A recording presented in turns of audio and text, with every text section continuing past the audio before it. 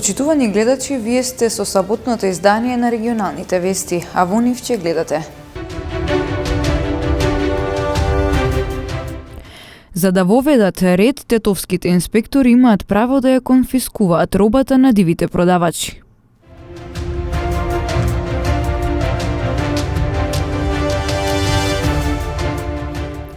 Градоначалникот на општина Јегуновце Димитар Костадиновски даде отчет за сработеното во текот на едногодишниот мандат.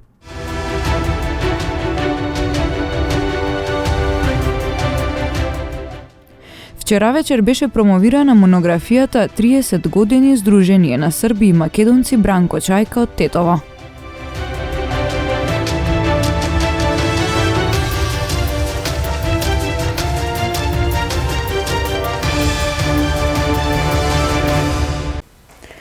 За да воведат комунален ред, тетовските инспектори имаат право да ја конфискуваат робата на дивите продавачи. Со ваквата одлука на Советот се надеваат дека ќе се справат со проблемите со кои се соочуваат во сузбивањето на оваа појава. Узурпирани јавни површини, дивите продавачи ги има на неколку локации во Тетово, од центарот на градот па се до тротоарите покрај зелениот пазар каде имаат дозвола само за пазарен ден. На импровизирани тезги секојдневно продаваат разновидни производи. Општинските инспектори се жалат дека иако им изрекуваат минимални парични казни, сепак сликата се повторува. Сега со одлука за комунален ред која помина на Совет, ќе можат и да им ја запленат робата.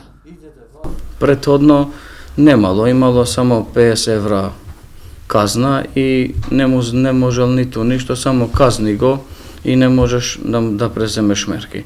Сега имат право на земање роба и на казна исто 50 евра, ама имат право да им конфискуваат работи, што се без дозволи на места кај на јавни површини. Дополнително општинскиот инспекторат нема доволно кадар. Комунален ред спроведуваат само 20 инспектори, а заедно со останатите во другите сектори вкупно се 16 и 4 на обука, но според направената систематизација треба да бидат 40-тина. Многу малку луѓе имат кај што ни требат. Најмногу ни требат градежништво и комунална, ама многу малку имамо и законот е таков, законот за инспекцијски надзор, и тој што ќе го примиш треба да има 12 месеци обука за да биде инспектор. Не е толку лесно да биде.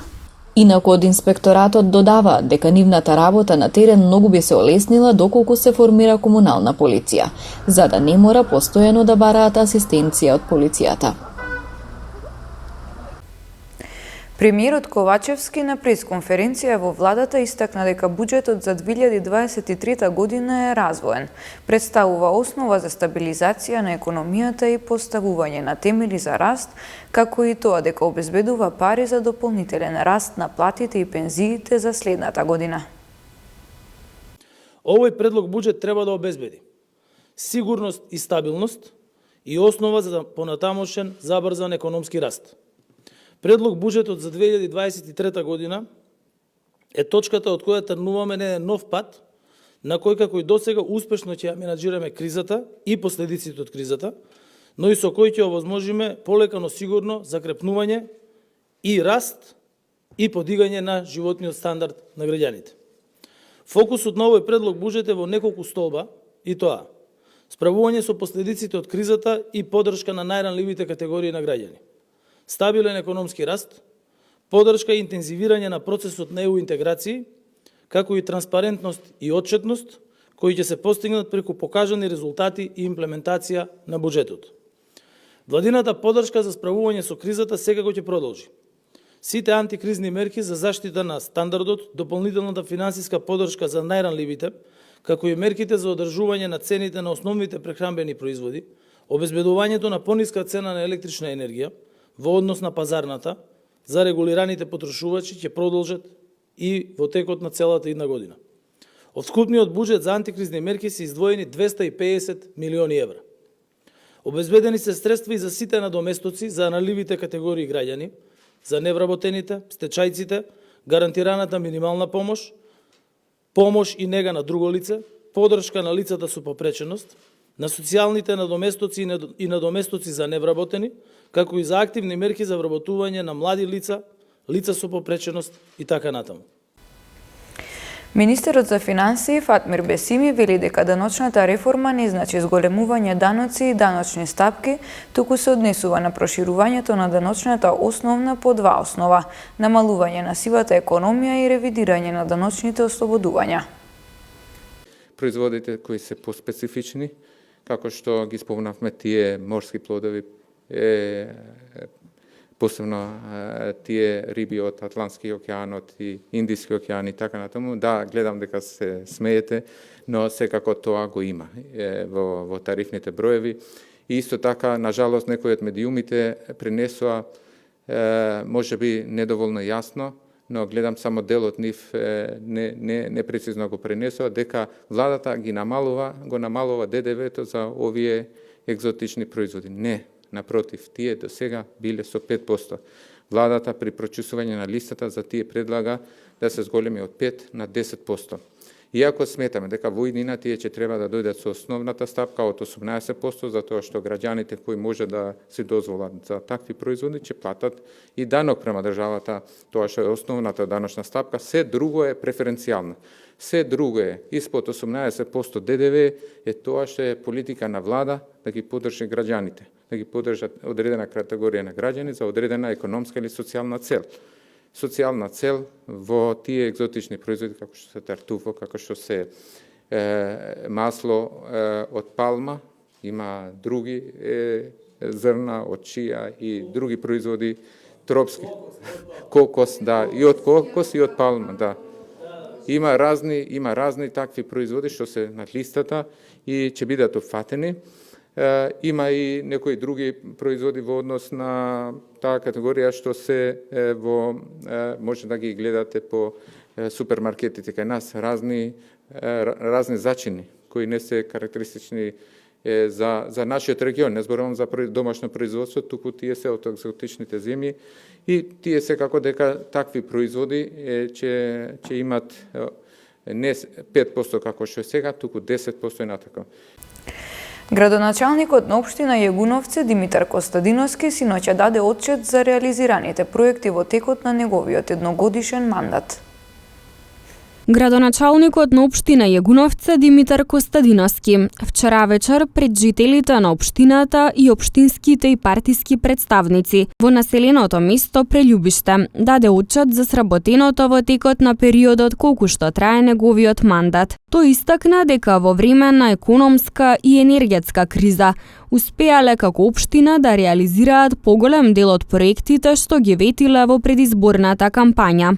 Ја искрено сум задоволен, може да кажам и повеќе од тоа што самиот го очекував во ваква тешка ситуација, економска криза која зафати и општината и државата и општо целиот, да речеме, Европа или свет, се справивме добро, благодарение на добрата организирана администрација што има општина Јегуновци во овој едногодишен период и со тоа што проектите што ги ветивме у кампањата, односно у предизборието, голем дел се исполнети и голем дел од тие проекти што преостанаа да се довршат. Се надам дека во овој 3-годишен период што останува ќе бидат довршени, а исто така во овој период успеаме и некои проекти што не беа ветени у програмата да бидат реализирани.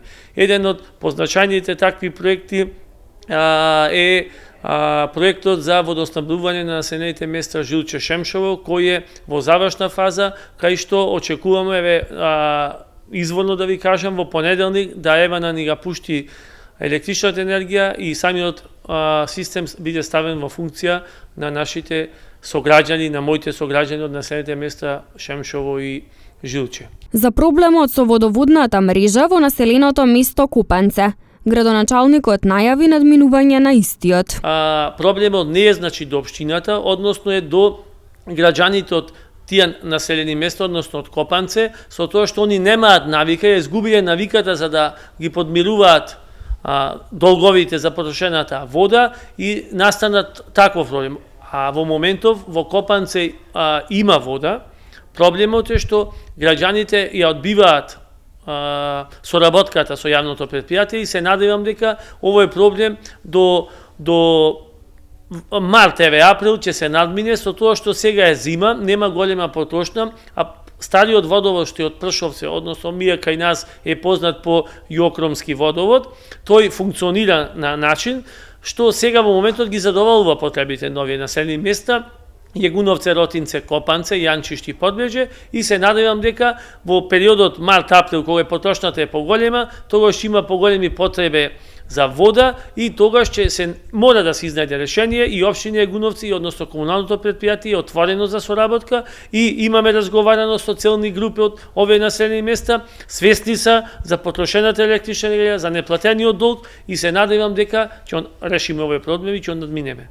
Во врска пак со идните активности на општината, градоначалникот Костадиновски го најави формирањето на општинскиот буџет за наредната година, а со тоа и обезбедување на дополнителни финансиски средства за проектите што допрва треба да се реализираат. Сдруженијето на Срби и македонци Бранко Чајка од Тетово вчера вечер ја промовираше монографијата посветена на 30 годишното работење на друштвото. Истата представува збирка на текстови и слики посветени на разните активности, настани и проекти на Сдруженијето во изминативе 3 децении.